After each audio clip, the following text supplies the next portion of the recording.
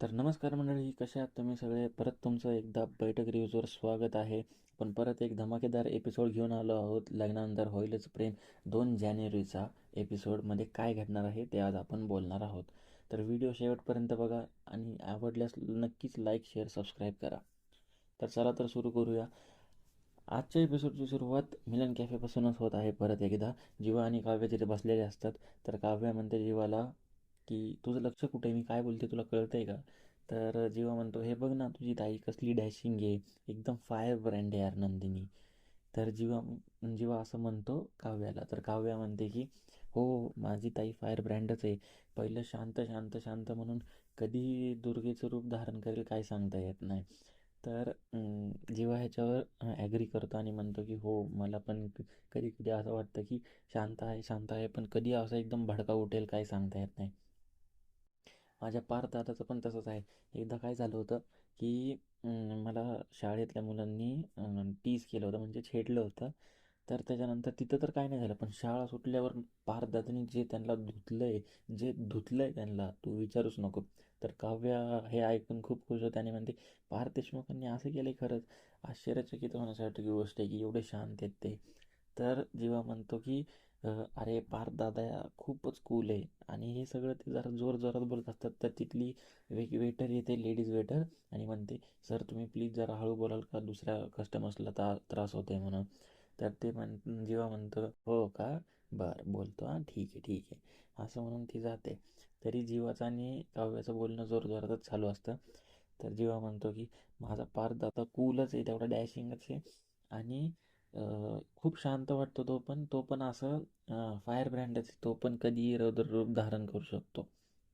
पण जेव्हा तो माझ्यासाठी असं लढतो ना, की माझी चूक नसतानाही किंवा चूक असतानाही, तेव्हा ना कुणीही त्याच्या प्रेमात पडेल. तर काव्या म्हणते, हो मी पडले ना त्याच्या प्रेमामध्ये. तर जीवा म्हणतो, हे तू मला इथे बोलतेस माझ्यासमोर माझ्या भावाबद्दल की मला तुझे दादा आवडतात म्हणून, आणि मला त्याचा काहीच प्रॉब्लेम होत नाही. बघ ना किती चेंज झाले सगळं. तर काव्या म्हणते, हो मला हे तर तेव्हाच कळलं होतं जेव्हा तू मंदिरात आला होतास आणि माझा हात धरून पार्थकडं सोपवलं होतंस मला, तेव्हाच मला कळलं होतं. तर तेवढ्यात परत ती वेटर येते आणि म्हणते, सर तुमचं जर बिल झालेलं असेल तर तुम्ही जाता येईल का तुम्हाला, कारण की बाकीचे कस्टमर्स वेटिंगमध्ये आहेत. तर जेव्हा म्हणतो, हो ठीक आहे हे घ्या पैसे मी जातो म्हणून. मग दोघे तिथून निघतात. आणि बाहेर येता येता जेव्हा म्हणतो, हे ह्याला काय अर्थ आहे यार, आम्ही जोरावर बोलतोय म्हणून आम्हाला हाकलून देणार का? असं तसं बोलत बाहेर येतो, किरकिर करत म्हणजे. तर काव्य त्याला म्हणते की हाकलणं म्हणून परत मध्ये जाण्याचा प्रयत्न सोडले नाही पाहिजेत. तर जीवाला हे असं एकदम क्लिक होतं डोक्यामध्ये, आणि तो म्हणतो, काय काय काय काय बोललीस तू आत्ता, परत बोल परत बोल. तर काव्य म्हणते, हेच बोलले की जर आपल्याला कोणी हाकलून दिलं तर मग परत मध्ये जायचे प्रयत्न सोडायचे नसतात. तर जीवा म्हणतो, हो एक्झॅक्टली पार्थ, तुला आणि नंदिनी मला हेच आत्ता काम करते हाकलून देण्याचं, पण आपल्याला आपले प्रयत्न सोडले नाही पाहिजेत. माझ्याकडे एक आयडिया आहे. तर काव्य म्हणते, सांग पटकन काय आयडिया आहे.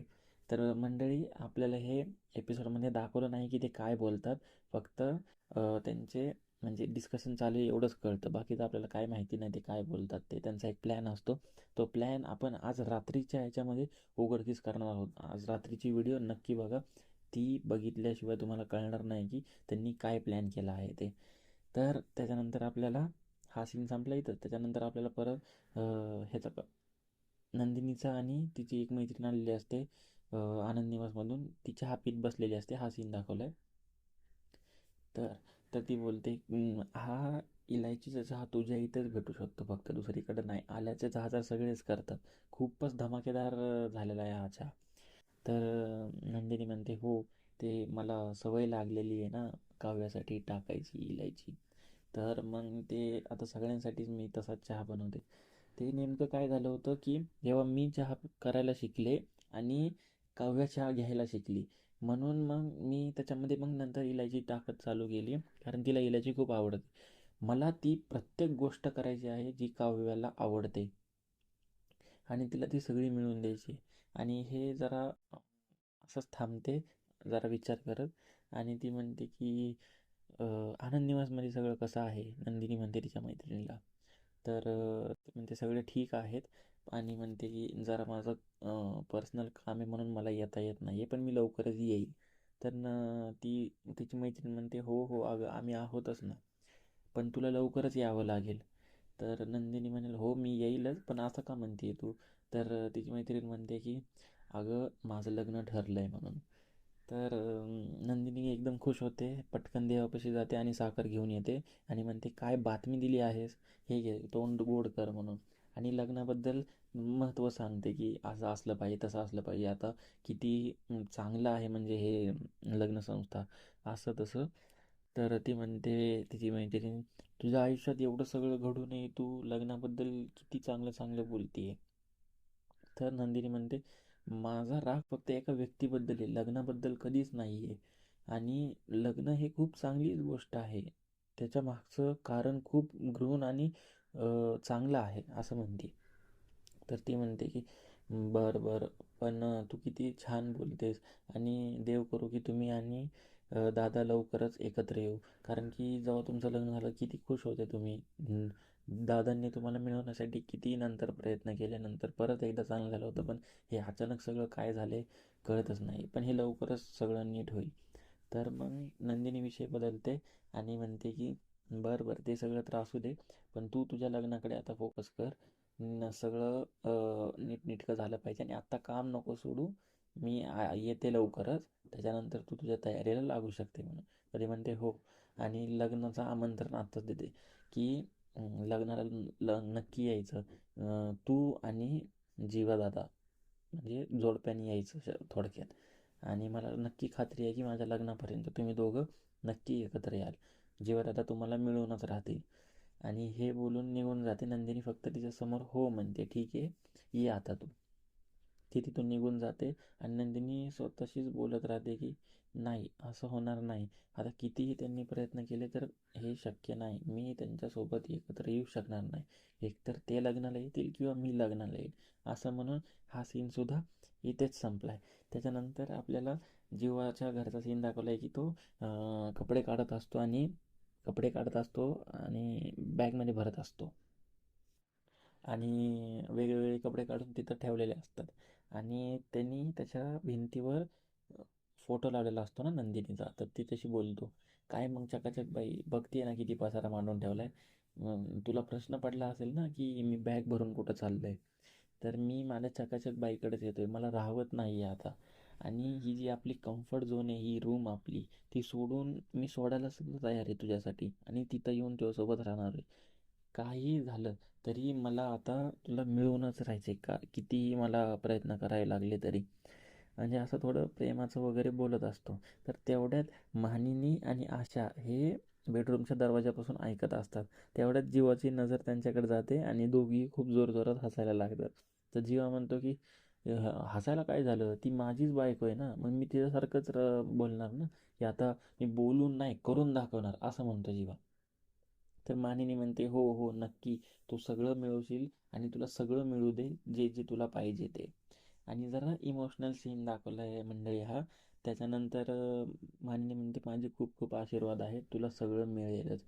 आणि एक गोष्ट लक्षात ठेव, ती एक म्हण आहे मंडळी की नाही का, घेतला वसा टाकू नकोस. तर ती म्हणून दाखवते जीवाला. तर जीवा म्हणतो, हो हो आजीच्या मी श्रावण कथा सगळ्या ऐकलेल्या आहेत आणि मला हे सगळं माहिती आहे, तू नको काळजी घेऊस. आणि नंतर मग आशाला म्हणतो की हे बघ आता लक्षात ठेव, मी इथं काही दिवस नाही आहे, तर तू ह्या रूममध्ये यायचा नाही, आणि जरी आलीस तर फक्त वरवर साफ करून सगळं निघून जायचं, कशालाही हात लावायचा नाही. इथं सगळी वस्तू जशाच्या तशा राहिल्या पाहिजेत. इथं हे बेडवर हा रोल पण असाच राहिला पाहिजे. आणि नंतर तिला रोल दाखवतो की हे बघ असा रोल आहे, हा रोल असाच राहिला पाहिजे, तू कशालाही हात लावायचा नाही. कपाटात पण तिच्या खूप साड्या, परफ्यूम, पर्स वगैरे आहेत नंदिनीच्या, तू कशालाच हात लावायचा नाही. तर मग आशा म्हणते, हो हो ठीक आहे, नाही लावणार. त्याच्यानंतर मंडळी आपल्याला दुसरा सीन दाखवला आहे की काव्याच्या घरचा. तीही सुद्धा बॅग भरत असते आणि तिचं तिचंच बोलत असते की मी माझ्या बोक्याला मिळवण्यासाठी लवकरच तिकडे येते, कारण मलाही आता राहवत नाही आहे.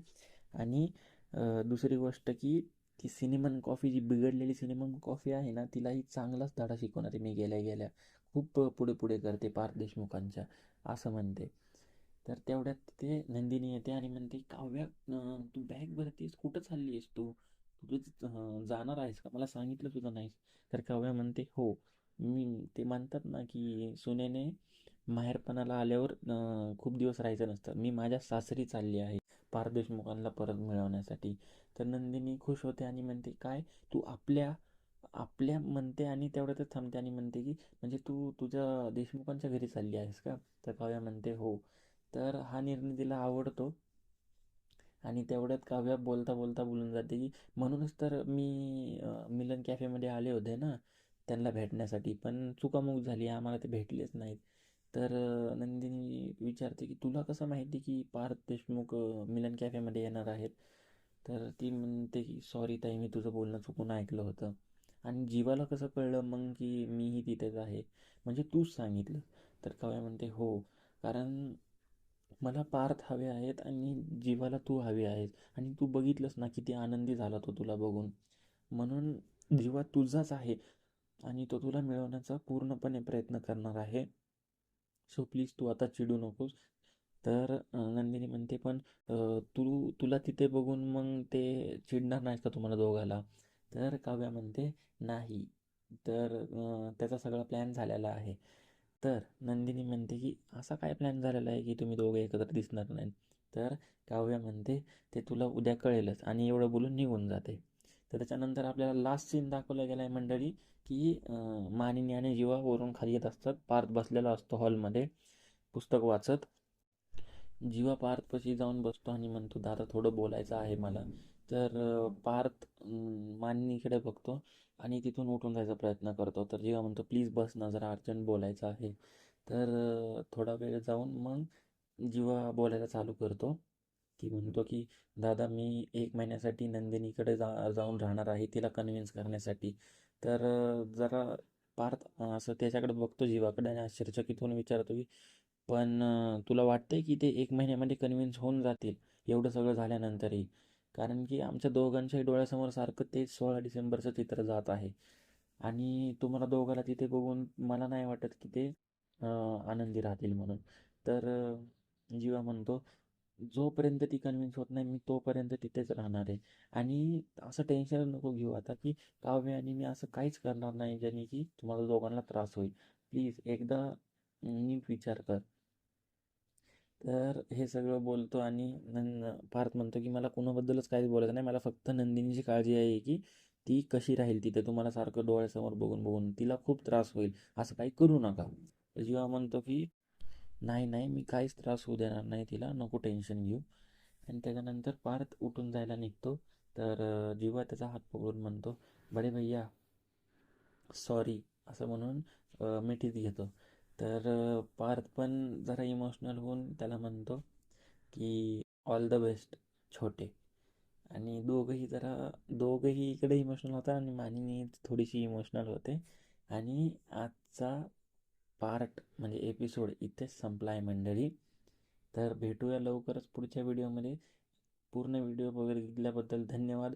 व्हिडिओ आवडल्यास नक्कीच लाईक, शेअर, सबस्क्राईब करा आणि बेल नोटिफिकेशन ऑन करायला विसरू नका. भेटूया लवकर.